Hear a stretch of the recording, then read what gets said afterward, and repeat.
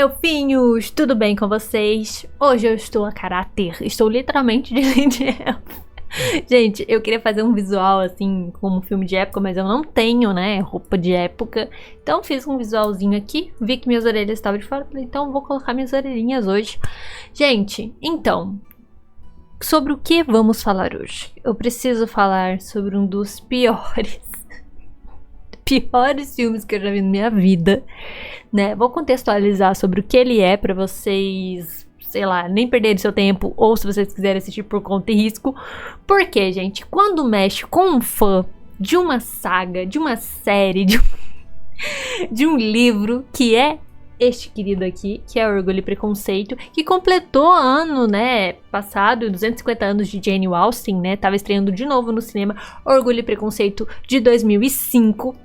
Então esse vídeo aqui não é sobre o filme de 2005, que é perfeito, nem sobre a série de 95, que também é excelente, e muito menos sobre a série de 80 que eu tô assistindo agora também, né? Então, gente, eu já assisti quase todas as versões de Orgulho e Preconceito. Assisti a de 2016, que é Orgulho e Preconceito e Zumbis, né? Assisti o Diário de Bridget Jones, que eu acho muito legal também, que é inspirado, né? 100%, mas é inspirado em Orgulho e Preconceito também. E vários outros filmes, depois a gente fala aqui no final. Mas, gente, hoje eu preciso falar sobre essa versão. Tanto que essa versão nem é citada em nenhuma lista que eu vi falando sobre filmes e séries que são de Orgulho e Preconceito. Ele nem é citado, pra vocês verem o nível de ruindade que esse filme tem, né? E ele me causou uma grande revolta, porque primeiro, foi muito difícil assistir esse filme até o final, foi assim, torturante, né? E ele tava no Prime Video quando eu assisti, mas ele também tem no YouTube, né? Gratuito aí, pra quem quiser assistir, pode assistir. Então ele é a versão de Orgulho e Preconceito de 2003, que traz um cenário aí, né, mais moderno, uma readaptação da obra original de Jane Austen pra um cenário atual, né? Basicamente isso. Mas antes de eu contextualizar tudo que eu quero falar aqui pra vocês, a gente vai pra vinheta.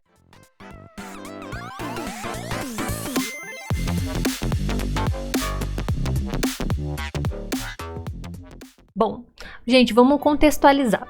Esse filme se chama Pride and Prejudice, A Latter-day Comets, tá? Em inglês é o nome dele. Ele foi lançado em 2003, né? Ele tá disponível em algumas plataformas, até no YouTube gratuitamente, vocês podem assistir aí dublado. E esse filme, ele se passa numa universidade em Utah, né? Então as senhoritas Bennet, que não mais são senhoritas Bennet, só tem a Elizabeth Bennet, elas são estudantes universitárias lá em Utah. Então, a Elizabeth Bennet, ela é uma aspirante a escritora, ela quer se formar e tal, né? A Jane, né, que não é irmã dela, no caso aí, é amiga. Eles mudaram também, né? A Elizabeth aqui, ela é loira e a Jane é morena. Trocaram, mas bem que isso tem outras versões que mudam também, né? Não necessariamente a Jane é sempre loira. Isso não tem tanta diferença, mas já causa um pouquinho de estranheza que a gente tá acostumado a ver as outras versões. E as outras meninas, né? Tem personagem que some aqui, que nem aparece. Mas as outras meninas, elas... Só a Kitty e a Lydia são irmãs, as outras não são, elas são tipo colegas de universidade ali, então isso aí já causa um pouco de estranheza pra gente. Porque como eles queriam adaptar pra anos 2000, na cabeça dos roteiristas que estavam fazendo esse filme, eles achavam que não tinha sentido ter 5 meninas que fossem irmãs, né? Então eles colocaram que elas não eram irmãs, eram só colegas de universidade ali. Seguindo isso daí, os outros personagens, gente, eu vou falar um por um, porque é inacreditável conseguir fazer do roteiro desse filme, né? Mas aí é esse cenário que se passa, né? Onde vai acontecer os romances, eles se conhecem e tal, se passa ali na universidade, se passa em Utah, que depois a gente vai falar sobre essa região também. Mas é esse contexto inicial que a gente tem sobre o filme. Vamos falar um pouquinho de geral de produção, fotografia, né? Coisa que o Oscar gosta de destacar, que esse filme nunca vai passar perto do Oscar, nunca passou, né? Mas ele é bem baixo orçamento, você vê algumas cenas assim, né? Ele é muito, muito clichê. Tudo que ele poderia fazer de clichê dos anos 2000 de comédia romântica, ele faz. Só que em vez, né, dele ser... Eu acho que ele perdeu o rumo. Ele não sabia se ia muito pra comédia, muito pro romance. Ele foi explorando as duas áreas pessimamente. Ficou meio que a American Pie versão Orgulho e Preconceito. Só que não tem nenhuma cena mais 18, né? Portanto que ele tá no YouTube. Só que ele tem esse ar, assim, de galhofa, de tenta ser uma sátira, mas não é, sabe? Ele não sabe pra onde que vai. O tom do filme é péssimo, é muito estranho. A fotografia também é muito estranha, né? Uns das pessoas. Ele tem um estilo muito parecido com outros filmes, que nem eu falei dos anos 2000, mas não parece nada bem executado. Então, sim, você vai ver um visual os estilos, os cabelos dos anos 2000, tipicamente, na época que ele foi feito. Então ele vai ter talvez essa nostalgia para algumas pessoas que assistam o filme. Mas essa é a única parte, assim, mais interessante do filme, porque de resto ele tem um enredo muito ruim, sabe? Ele tem piadas que dão muita vergonha alheia, não são engraçadas, não é por causa do humor americano, né, que é diferente do nosso, mas não é, porque eu já assisti muito filme americano que é engraçado, de fato, mas ele é péssimo, gente, porque não dá vontade nem de rir, dá vontade só de chorar quando você tá assistindo o filme, né? Então, por isso eu destaco aqui só, né, dessas questões técnicas, pra gente ter uma ideia do como ele foi embasado ali, como ele foi criado. Porque a partir de agora a gente vai falar dos personagens, que é o ponto alto onde esse filme se torna realmente terrível. Vou começar pela protagonista, a Lizzie, né? Gente, a Lizzie, ela é extremamente genérica. Ela não tem nada, assim, da Lizzie original, que tem uma personalidade forte, né? Pessoa que se impõe. Ela, sim, só é protagonista porque ela tem mais tempo de tela. Porque ela é uma personagem totalmente substituível. Ela poderia ser qualquer pessoa. Ela não tem uma personalidade forte, ela não tem autoridade. Ela é muito boba, tipo assim, ela comete erros bestas, ela esbarra nas coisas. Parece assim, nossa, uma personagem muito avoada, sabe? Muito sem graça. Realmente terrível a protagonista ser desse jeito. Então ela não traz humor nenhum, né? Pra mim, pelo menos. O Darcy, que aqui ele é o empresário da editora, que ela vai trabalhar e tal. Ele tem pouco tempo de tela, não tem tanto, assim, acho que é mais pro final que ele tem mais tempo de tela. Mas ele só é chato. Também não tem nada de carisma, não tem um ar... Ele é bem ranzinza, ele é bem chato, né? Como tentam fazer do Darcy, mas é aquela releitura tão superficial do Darcy, tão fraca, que eles fizeram também dele, que ele tem um papel muito, sabe, assim, não fede nem cheira. Acho que ele é um dos menos piores aqui. Menos piores dos todos os personagens que eu vou falar adiante, mas ainda assim não é muito interessante, sabe? Então os dois têm uma interação muito rápida, né? Apesar que a gente vê isso nos filmes, nos outros filmes, mas aqui não tem química nenhuma entre os dois personagens, entre a Liz e o Darcy. Muito, muito chatão mesmo, gente. Jane. A Jane também não tem muita fala. Ela é uma personagem típica dos anos 2000, também bem genérica, mas ela não me irritou tanto quanto os outros personagens, então meio que também uma outra que não fez muita diferença ali no enredo. E achei ela mais legal do que os outros personagens, pra falar bem a verdade, tá? Então, a gente começa leve aqui na nossa crítica, tá? Porque esses foram os personagens que mesmo me incomodaram, até a gente agora ir pra nova leva, que é o que vem o chorume aqui. Gente, mas eu esqueci do Wiccan também, tá? Que não é um personagem tão terrível também, que eu achei. Pelo menos no filme, tá? Ele é um cara que, ali na série, né? Que nem eu falei, eu não precisa nem descrever a profissão da Jane, porque é a mesma da Liz, tá? Ela é meio genérica mesmo. Mas o do Wiccan, ele também é universitário, só que ele é um universitário que você faz de um cara legal e tal, mas na verdade ele é um mau caráter, ele é um cara que precisa muito de dinheiro, porque tá ferrado e não sei o que. Ele acho que foi o enredo mais interessante que eu achei de todo esse filme, foi do Wiccan, e que fez mais sentido também. Então ele, acho que de todos, se eu pudesse colocar o personagem que foi menos ruim nesse filme, seria o Wiccan. Agora começa a ladeira abaixo, né? Poderia ser um filme só, muito genérico, que tenta copiar, e durante o filme ele coloca, né, frases do livro pra reforçar que ele é um filme sobre orgulho e preconceito. Ele fica colocando frases, tentando encaixar de uma forma horrenda durante o filme. Fica muito ruim. Ele coloca as frases pra tentar contextualizar nos anos 2000 um livro que se passa no século XVIII. Assim, tem como fazer? Tem.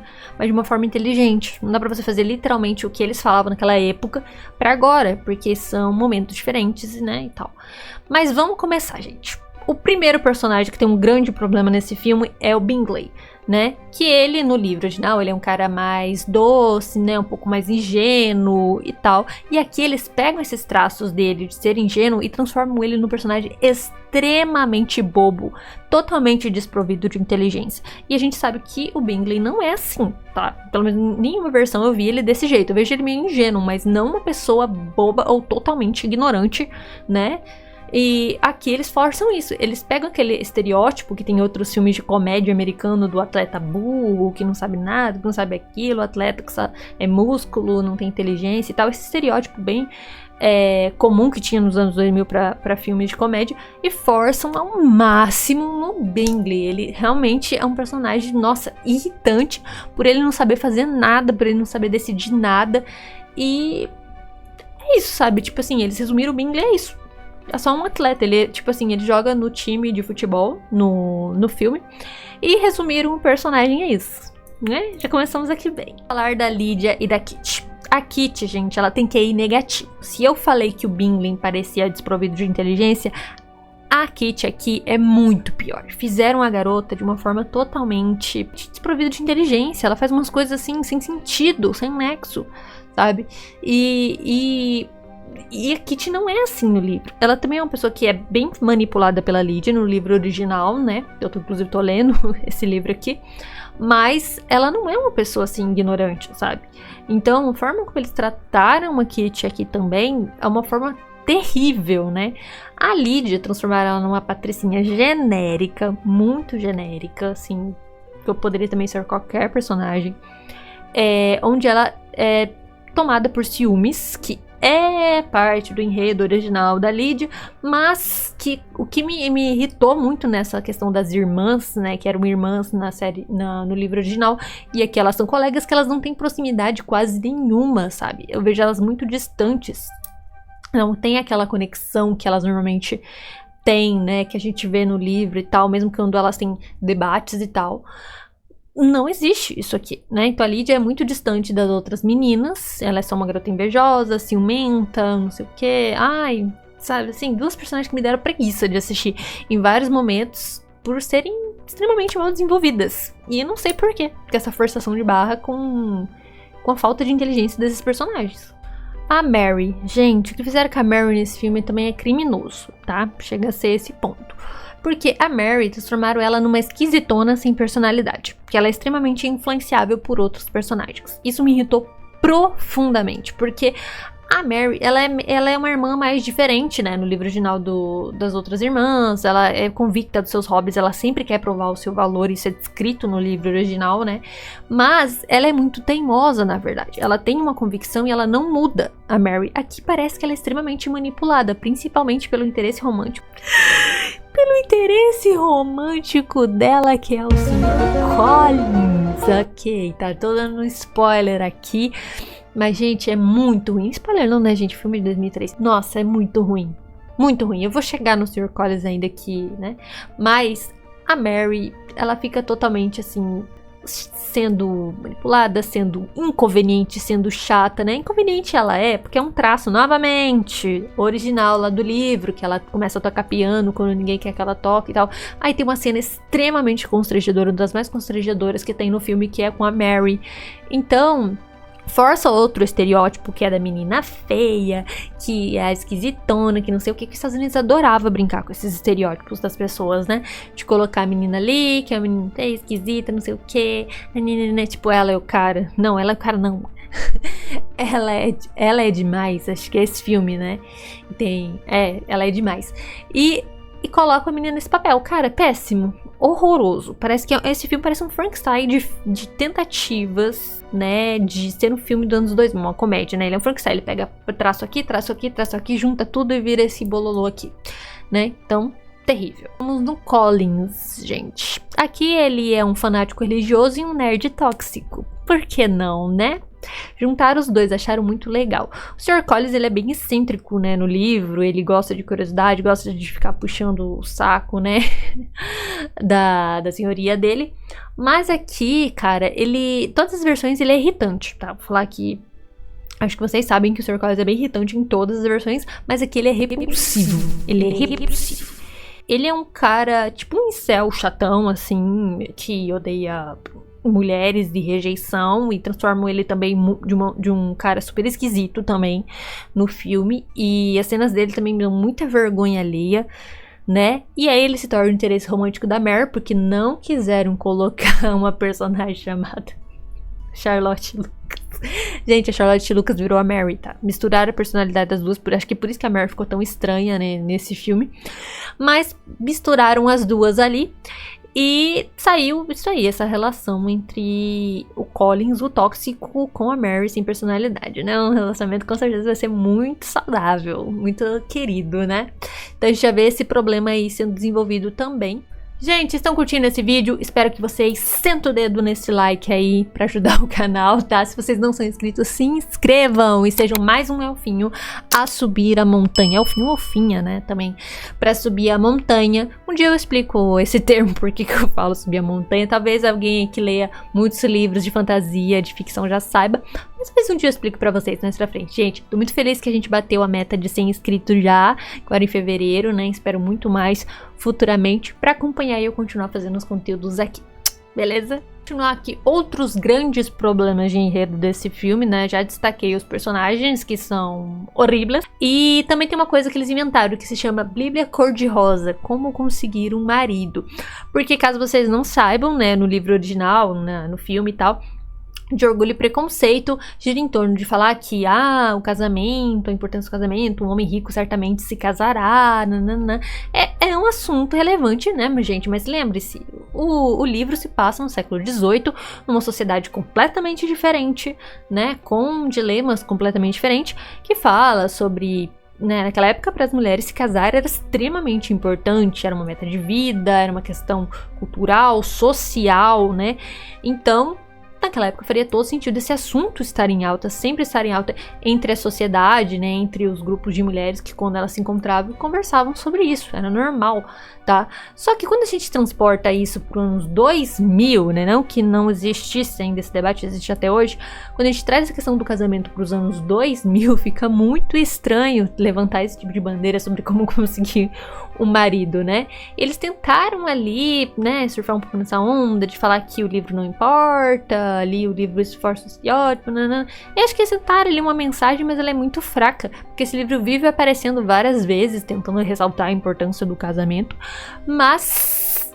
né, acho que não sei se foi feito de um jeito muito legal, eu achei bem chato, na verdade. Eu acho que se a Jane Austen assistisse essa versão com essa forçação de barra aí, ela não ia curtir, não. Gente, esse é o vídeo de hoje, espero que tenham curtido. E bom, gente, vou dar um veredito aqui. Se esse filme não se propusesse a ser, né, uma releitura de Orgulho e Preconceito, ele não seria tão ruim assim não, tá? Ele seria só um filme bem clichêzão dos anos 2000, uma comédia romântica bem clichêzona, né? Ainda não daria uma nota boa, não, porque, como eu falei, dos problemas anteriormente dos personagens, mesmo se os personagens não fossem de Jane Austen, eles têm problemas, né? Mas a gente bota aí a culpa na adaptação e no estilo americano de fazer humor. Mas seria isso, gente, tá? O pessoal do Reddit levantou lá algumas questões sobre a origem desse filme, por que esse filme existiria. Alguns falavam que era uma questão de ser uma vitrine mormon, pro estilo de vida mormon, né? Tanto que ele se passa em Utah, é uma teoria que o pessoal tem, que pode fazer sentido, né, a respeito do filme, mas aí não levo isso em consideração para fazer a minha crítica aqui, tá, gente, porque realmente é sobre a obra original, que eu estou lendo, que eu já vi várias versões, sobre um filme que se propõe a fazer essa releitura de Orgulho e Preconceito em tempos mais modernos, que em 2003, gente, já passou mais de 20 anos, né, 23 anos, mas é isso que eu levo em consideração aqui. Deixa a opinião de vocês também, vocês vão assistir esse filme? Vocês vão se arriscar? Pra mim foi muito difícil assistir esse filme, mas espero que vocês comentem aí, interajam, falem os próximos vídeos que vocês querem ver aqui no canal também. Se vocês curtirem, deixa o like, um comentário, compartilhe e não se esqueçam de se inscrever no canal, que isso ajuda muito por aqui. Beijinho, gente. Fui!